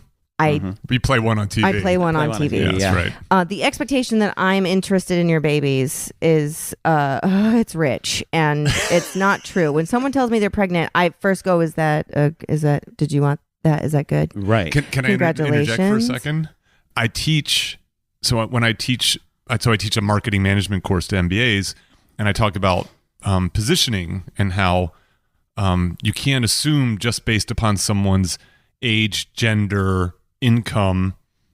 You can't make assumptions about what they value and what they care about. And the example that I use is pregnancy tests. If you go to the pregnancy test aisle, wherever that is, the sexual health aisle in a pharmacy, there are 2 different types of pregnancy tests. They do exactly the same thing. They're highly reliable and fast, which everybody cares about. There's a pregnancy test for people who want to be pregnant. That's there's amazing. a pregnancy test for people who don't want to be pregnant. Wow. Because of course. Does the packaging... The packaging, wait. the color, the happy babies on one. Does Yeah, one yeah. cost more than the other? That I don't know. Oh, we got to do a search. Because I bet you the one that doesn't want to be pregnant is Costs willing more. to pay for faster results, even though the that's- results are all the same. Yeah, in like 30 seconds versus 2 Yeah, yeah, minutes. yeah. Okay, Okay, so so to circle back, that I assumption. personally, right, so I personally have my own journey. And so I'm not immediately excited for people when they're pregnant. I wait to hear what you're excited about. I see. And so in that space, as showing up as a good friend who does not make it about her, I'm okay navigating conversations to see where is it that you want the support. Do you want it right now at the baby shower where you're going to want the people that you love to show up as your community and make eye contact and let you know I'm here for you, I love you, I've got 2 hours with you, and then I'm off to my next thing? Or are you going to need help making sure that you're fed once the baby comes out? That's interesting. There's different ways to show up for people who do have babies. So depending on your relationship, you got to find out, is this the time where it would help to be a part of the community? And also, if you're interested in meeting people, I would suggest hanging out with your married friends and or your partnered coupled friends. So it might be a chance to meet a single lady at this co-ed baby shower. Okay, so what I hear you saying, Josh wants to jump in. So what I hear you saying is, this is a negotiation, Yeah. right? So this is like, all right. So Steve should say to his friend, how important is it for me to be there for you? I think Steve should ask himself, does he know that? Because I don't know how close he is with this woman. I don't either. It's a good friend. I wish You we said knew good if the friend was a male or a female. It's a That's male true. friend. It's a male male great, friend. great, Even great. better. Yeah. Yes. Okay. That's helpful also because I think there's an isolation that happens. Is the male friend the first of his community to get into the baby world, and now we're saying goodbye for a little bit? There's just this is some marker in this man's life. It's a ritual. It's a rite of passage. Yeah. Yeah. So even just to show up, give a high five, and go home, go to your next thing. I think it might be worth it for him to negotiate within himself and go with your gut. Where's your friend feeling about that's this? interesting. So it also depends on what's happening. Co-ed. So my old roommate Michael just threw a baby rager. Is a co-ed baby shower with no gifts, no games, all booze. Yes. And I went. Yes, you did. Of course you went. Because they framed it that way. Correct. see. That's Whereas exactly. my buddy Scotty, I love him to death, when he said before we met for bro drinks on Friday, and he goes, I have some really terrible news. And I said, Jesse's pregnant? And he goes, yes. Because for him, it's great news, Right, obviously. right. Yeah, but for you. For me, it's Yeah, I terrible see. news Yeah. because he knows me, right? I'm still going to go to his whatever baby nonsense they do because I love him. You know what I mean? I think that the answer to this is actually pretty simple. If you really love this person, you go. Okay. And you make sure they know how much you hate it. Give them a whole bunch of baby shit with like a Groucho Marx mustache on the kid's face. I mean, they should just be fully aware that you're there because you love them, Yeah. not because you want to be. That's right. Of course, you don't rub it in. You don't want it to be uncomfortable or anything. Yeah. It's a simple thing. It's like, I don't want to go. I have something much better to be doing. I really love you, So, and I will totally be there. I want to offer something that splits the difference with you, with your both of you. So both of you basically say go. He says it's a really, really good friend, right? Yeah. He Yeah. didn't. It's a He good wasn't. friend. He also didn't say whether he has like $400 tickets to Book of Mormon or something. Correct, You know, it's yes. not like he didn't say what the other thing That's is. I'm true. assuming the other thing is missable. Yeah, it's not. Or It's true. can It you says do something he both? would rather do. Yeah, So to would me, rather I do feel almost like anything else. building on this idea of what makes a good friend, and your idea, Lily, about honesty, is there anything wrong with Steve saying to his good friend, "Hey, man, I'm happy if you're happy, but I'm really not interested in going to this baby shower. But if it's important to you, I will be there for you. 100%. If it's not important for you, let's get together in some other way to celebrate this. Yes, in a that way is that the we'll both correct be happy. answer. That's fair. I think that's absolutely 100%. And if they truly have a good, I mean, I think about my best friends, what they'll say is, dude, I need you there. Like, this is going to be horrible, and I just really want you there. Or he goes, man, if I were you, I would not come to this thing. Right? Yes. And let's go do X another time. Right. And I feel like a strong friendship can weather the fact that you go, like, Of course. I'm not interested in really Of course. going, but I'll be there if you need me to be there. And I'm also not going to show up grumpy and right, like no. Once you've arrived, you got to be in it. Otherwise, why go at all? You got to buy in. Don't do that. For sure. I think the doctor has the correct answer here. I think so too. I wasn't even going to try to answer this one. I also think he found it because we spoke from I did. Definitely. Do you know what I mean? Actually, my first reaction was, dude, just don't go. Yeah. No, this isn't a doctor's There's a place for you to both show up as your higher selves. Correct. And what's interesting is your friendship could be better for you not coming. Yep. Or better for you coming, depending on which one it is. All right, this one is actually related to a theme here. This is just through happenstance. Jane writes, I'm interested in fostering more of a community and not rely on my dating life for things to do and people to spend time with. What tips do you have for me about how to create more community in my life? So this might be a bit more of a recap, but for Jane, what would you pick something you really love doing? Set a time every single week if you can do it, and every other week if you can't do every week, and do it every week, even if it's with you and one person or you and 10 people. The consistency of every Monday, Jane does X. Whatever it is. Every Monday, Jane goes to pottery. Every Monday, Jane does dim sum. Every Monday, every Sunday, Tuesday whatever softball. day of whatever it is. That's right, yeah. Pick something you love and do it with at least one other person, and invite then you always know when you're out, I do this on this day. Invite people you think might be interesting. You'll meet people at that thing that you find interesting. But do one thing, pick one thing, and do it every single week at exactly the same time and day, or every other week at the very minimum. Once a month doesn't count. I see. It has to be every week or every other week. And even if only one person shows up, some days 20 people will show up, right?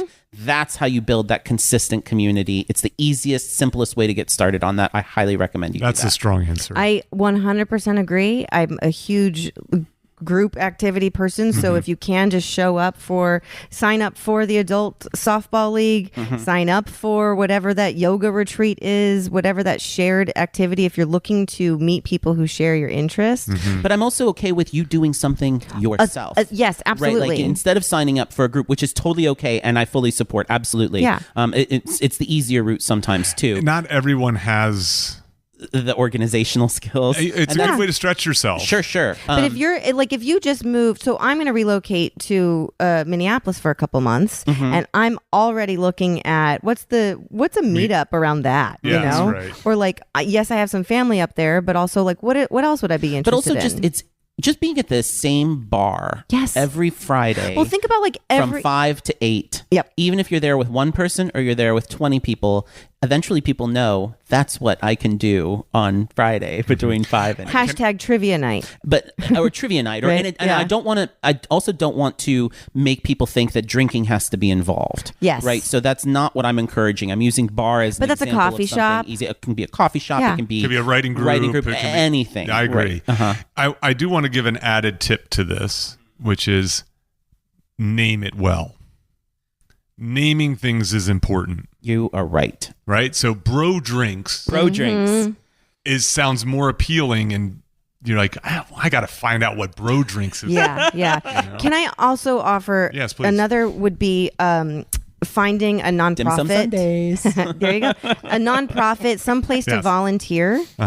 I think that also gets you into community and service of others. I see. It gets you out of whatever your shit is. Every time I've been depressed, I've gotten out of depression.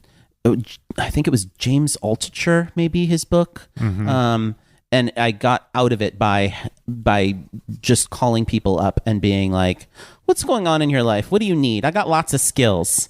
Like, see, but let you're me just talking help about you. You have people to call. Sure, on the other end of the spectrum, if you were like, I'm new to this town, I don't have connections to humans necessarily, just I go to work, I work in a cubicle, or I work from home, which is like what so many people do. How do you find your community. And what I wanted to say a minute ago was like, look at any rom-com in the 80s and 90s. There's always someone like leaving their apartment, throwing a coin to the newspaper, to the newsstand, grabbing the thing, grabbing their coffee. Exactly, right? Like that's consistency. That's exactly what we're talking about. And of course, that's now, but I think the key is don't get discouraged if like you do it for a month every single week and you're there with one person, right? Consistency allows growth. It happens naturally and inevitably. I think I have a saying, anything worth doing is going to be difficult. And so one of the things that I think, I recognize that not everyone is a natural organizer. Sure. But stretching yourself and working to organize is one of the best ways to create something, a community for yourself. And I like the idea that you're like, okay, I have this thing. I've named it well. It's something that's going to bring me joy. Now I have to populate it. And it changes your orientation in life. For example, as I was saying earlier, you're at a coffee shop and you're on the lookout for someone cute. But when you have a community event, now you're on the lookout for someone interesting. Right. And you're now speaking to the thing that I always talk about when coaching or teaching young performing artists is you've got a light inside and it is up to you to make sure that you are fueling it and you want to share that with the world. But that's not going to come when you're in your own space, when you're like, I'm looking for my number one. I'm looking, right? When you're pursuing something as opposed to just showing up and being curious, show up as your authentic self. As a single person, though, I got to tell you, one of my least favorite things is, you'll find it as soon as you're not looking for it. No, that's bullshit. No. There's so many times I just want to slap a bitch. Because you also have to be open. Sure. Right? Sure. There's an open energy, but your energy is usually open. Like I love singing, and yet I'm terrified of doing it in public. So when I joined an adult choir, I had a lot more friends, yourself, right? Totally. But beginner mind, it helps you look at the world differently when you're doing something that you're not very good at, especially when you're now middle-aged and you're like used to being good at some things that you do for a living or consistently. This is Jane, right? Jane can rely on the fact that she is not alone and everyone else out there feels exactly the same way she does. So finding people is actually really easy because everyone wants to be found. Jane, I'm sending you a high five right now. You got this. That's fantastic. You're going to do great. Well, thank you, Steve and Jane and Josh and Lily for your participation. This was super fun. This was super fun. Thanks, you guys. We are going to return momentarily and talk about what we do on Valentine's Day. So thanks everyone for listening. We'll be back momentarily. Thank you both. For sure. Thank you. Okay, we're back for a little bonus material. Very exciting. Hi, we're back. Josh made us old fashions. Gonna just lube us up a little bit for Valentine's Day. My old fashioned feels very fresh in my mouth. It's great. Delicious. I use some good whiskey. Old by name only. That's right. Yeah. So we this is launching right around Valentine's Day, and so we'll spend about 15 minutes or so just talking. Maybe it'll be 5. It won't be more than 16 minutes. Great. Okay. What do you two do as solos? What do you do on Valentine's Day? Mostly feel bad for people who are coupled up. Because the pressure. Yeah. Oh my God, so the pressure. And I've been a coupled up. Yes. I've been a coupled up before, and it was fun. Like the last one I was coupled up for, we had a dinner and then went and fucked our brains out. That was great. But the reality is... That's what you should do on Valentine's Day. That's what you could do. That's what you should do on any Wednesday night, exactly. That's right. It's true. And always fuck first. So you can eat all the food so that you're not... That's a Dan Savage thing. That's totally Dan Savage thing. Well, I agree with it. It's also anybody who's ever dealt with... anybody who's dealt with bloating or IBS, come on, you guys. You know you're going to fuck so much better on an empty stomach. You know what?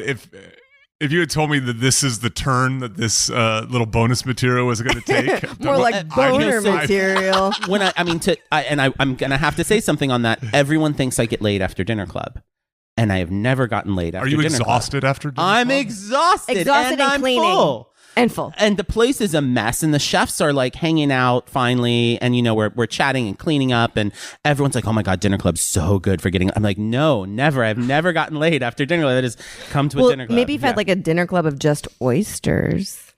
Ooh, So now you're solo. talking. That's Sunday a myopic. You know what? Myopic I'm afraid these dinner old fashions are kicking in. Oh no, Not at back all. to Valentine's Day. Oh, back we'll to keep Valentine's talking. Day. Listen, I got to lead with something. I'm very lucky. My birthday is August 14th, which is exactly 6 months before and or after, depending on your perspective, that's right. of Valentine's Day. So what I got into the habit of doing was sending Valentine's Day cards to people I love, letting them know they have 6 months before they need to get me a gift. You celebrate really a half birthday? Send Valentine's Day cards? I have done that before. Like my dad and my brother laughed hysterically when they were like, "Oh shit, you just sent us a warning." And by the way, I'm not a gift person. Like I don't, if you see something that reminds you of me, I would love to receive it. I'll receive love however you want to give it to me. But it's really fun in a comedic sense to subscribe to the notion of gifts. And I'm very also lucky because my family totally disbanded with holidays on the actual days. So I don't have to subscribe to Father's Day on Father's Day or birthdays on birthdays. Yeah, but most people can't get away from Valentine's Day because it's being pressed at you all the time, nonstop. I mean, as a solo person, I feel lucky that I do not have to like buy the roses and plan the overpriced dinner to the restaurant you can't get into. Yes. And, buy the gifts. And I mean... And the service is awful because nobody wants to be there. Yeah. You're not getting a double pay as opposed to Christmas or New Year's. Yeah. So, right? I mean, solo people, like I felt it in the past where I'm like, aw, like I'm alone tonight. Yeah. Right. But like, as I've gotten older, that has definitely changed from aw into thank the freaking Lord. Yeah. Like, I do not have to deal with this as I watch all my friends hustle. And stress the fuck out. I have a girlfriend from high school. I remember coming to school the next day going, my dad is a baller.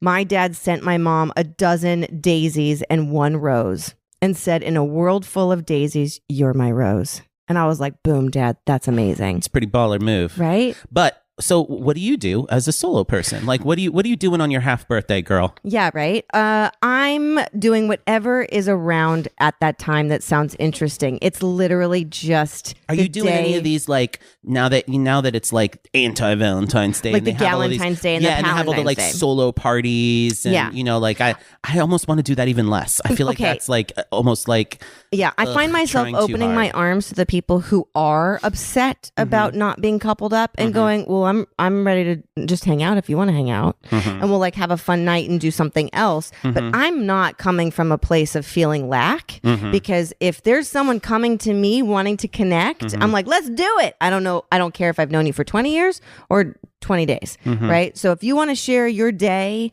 with me, I'd love to. And also what is going on that night, because what's really lovely is the movement away from Valentine's Day as a Hallmark holiday does at least allow for trivia night and stupid things to be happening that night and watching like, going to movies. a comedy show or something Exactly. like that. I mean, a comedy show's good every day. Like it Thank is, you, right? Especially And guess if you what live in one of Valentine's the Day is? cities that Another has day. great comedy, New York, Chicago, Yeah. Los Angeles. Actually, I mean, quite Boston, frankly, Washington, Atlanta, Nashville. Denver. Like lots of cities have great comedy. That's right. And a comedy show is a win every time, even if they suck. Yeah. It's a win. You went out. You got out. You made eye contact with people you knew and didn't know. Can I add something to this? Yes. I just had this conversation today. The beautiful thing about a bad stand-up show is it gives you something to talk about. Oh, yes. So when it's good, you can talk about it. When it's bad, you can talk about Oh it. my God, yes. It's a story. And the only mediocre is the only loser in a comedy show.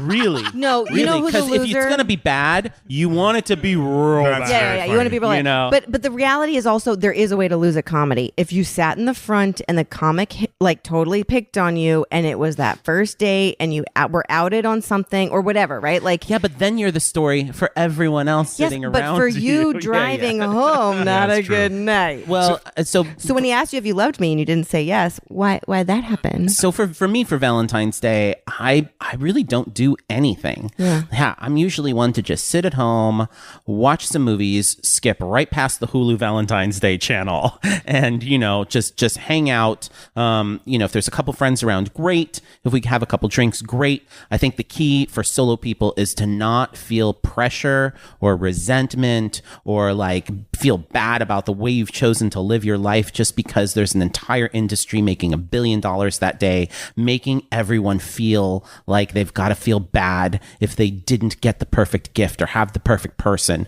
or like get those dozen overpriced roses, or make that reservation at that overpriced restaurant who has a special menu which is 3 times the normal that they started making price. 3 days ago, so you're going to bloat anyways. Yeah, I mean, I think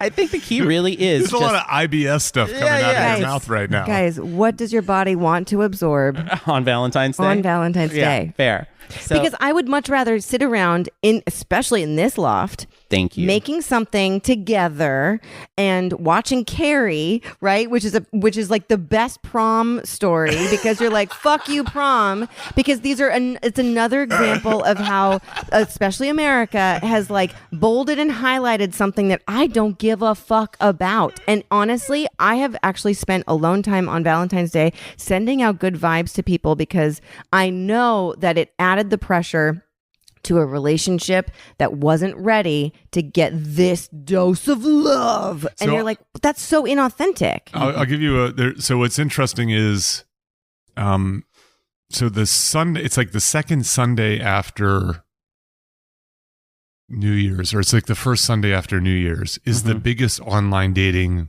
day of the year. Really? So like there's like a 30% increase in online dating. That's on that fascinating. Day. Fascinating.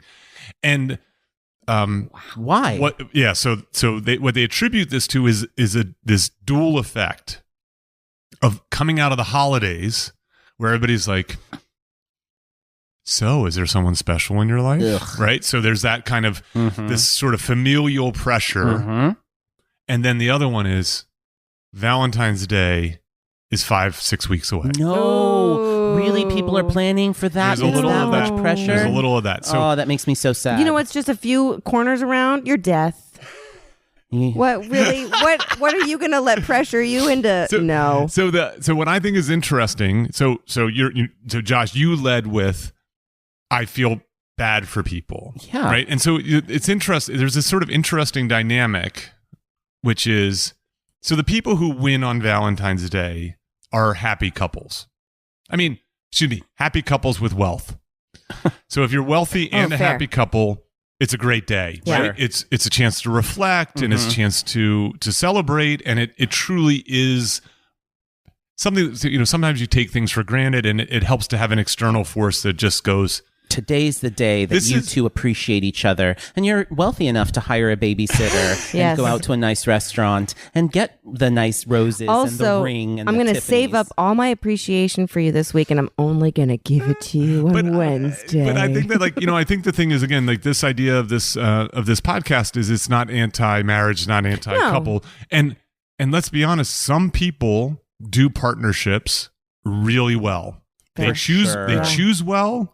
They're generous, they're supportive, they're good partners, and my friend Danny and Dina figured it out, and it's always like, whenever I go to their house, and through the entire time I've known them, I'm always like, how did you guys? Because I see lots of not working ones, but you guys are like, we should celebrate the folks who do it really well. And I'll celebrate the relationships that got us to the place that we are consciously solo now. Very nice. Thank you so much for that. I don't want that. I want this. Yes. So then the other two categories that I've always thought about were the unhappy couples, right? So I feel I have some sympathy for the unhappy couples. Me too. Because there's a lot of pressure. Very much. Now, again, sometimes external forces do us a favor, and maybe if it is the case that breaking up an unhappy couple breaking up is not a bad thing. Exactly. Right? And so there might even be a little bit of a silver lining in that. Right. Then there's the person who is not coupled and feels bad about it, right? Again, this external force, you're doing well, you're fine on the 10th, the 11th, you're fine on the 12th, the 13th, and then suddenly on the 14th, you feel like your life is lacking something that's there. Mm-hmm. And I feel bad for those people. I've been there. I think we all have in some way, shape, or form. It'd be pretty impossible, especially as a young person. Right. Well, but it's January, what? Right now, it's... But this will come out right around yes, but I'm already seeing... It's like January 2nd. You're already seeing the effects. January 2nd, every store already has Valentine's shit up. Yeah, because there's nothing going on between now and then. Right. I mean, there is stuff going on. I guess there's like a President's Day or there's something. Martin Luther MLK King. Jr., there's President. Yeah, but what do you sell for MLK? You don't sell How do you it. commercialize Sorry, that holiday? Hallmark, you couldn't figure that one out? Yeah, that's a hard one. But I want to say is there's a fourth category that I never considered until I started working on this project. And that's the people like us in the room today who are unpartnered and comfortable. Yeah. But for us, isn't it just any other day? Well, that's right. what I was saying. Is like I was thinking about what I do. My typical Valentine's Day is just like any other day. If anything, what I probably do is I lean a little bit more into taking care of myself that day. It's a good idea. Right? So maybe I do a yoga class, or I go for a walk, or I Self-love the shit out of yourself. I might, I might have a quiet night. I might work on one of my secret projects. Mm-hmm. Like this is a night that I can be free.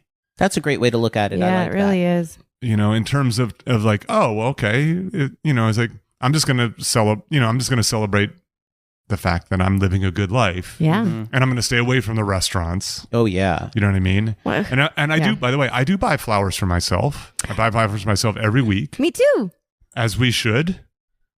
Josh does too. He's got some orchids listen, right guys, over there. I buy lilies for myself I got so Why? many. because they smell amazing. I like orchids. They're my flower. I get orchids. See? I like tulips. Oh, I don't buy them You can't often. keep those They're alive. hard to find, but that's my go-to flower. Luckily, downtown Los Angeles is just 3 blocks from the Oh, flower hey mart. now. Yeah. But the thing is this, the best day to buy flowers? The day after. The 15th. The day after It's the best Valentine's day to buy Day. Halloween candy, too. True. And that shit'll last. Yeah, Yeah. it will last. Yeah. Best day to buy ornaments, day after Christmas. Oh, well done. Well done. So I think so Josh, you answered the question how you're gonna spend Valentine's Day or how you generally spend it, Lily? I generally don't have any consistency throughout my entire life because I've been on a gig that gives 0 fucks about what holiday it is. I've been literally working. I recently became a server in the last 5 years. I do that. I'll cater, right? I was working at Universal Studios as a tour guide, also still acting, like all the jobs You're in hustling. the world. I am hustling. Yeah, you're hustling. So this year will be the first time that I am without a job that I'm aware of, and I'll be with my dad and my bonus mom, and I hope that whatever they want to do, I don't get in the way of, and I would be more than happy to be invited into whatever they're doing because we play a pretty good throuple. Maybe you could play this episode for them. I mean, maybe. Sure. She's not down with that. No, they know everything about me. I see. Yeah. That's great. Okay, so I promised that we were going to be done before 16 minutes were up. Where are we at? We are 15 minutes and 35 seconds in. Oh, shit. 20 seconds to rant. Get then it all out. I would like to ask any awesome people in the Los Angeles area to visit dtladinnerclub.com so that they can join the dinner club and get in on the awesomeness. If you're pretty cool, dtladinnerclub.com. Come have fun with us. It's totally free. Meet your friends and neighbors. That'll be in the exhibits. Lily, love anything that. you want to finish with? Just really glad to be here in the moment with you guys. Thank you for this. This is great fun. Thanks so much. Awesome. Cheers. Cheers. Yay. Thank you for listening to Solo, the single person's guide to a remarkable life. For more about our guests and show notes, go to petermcgraw.org. Please subscribe and share with your single friends.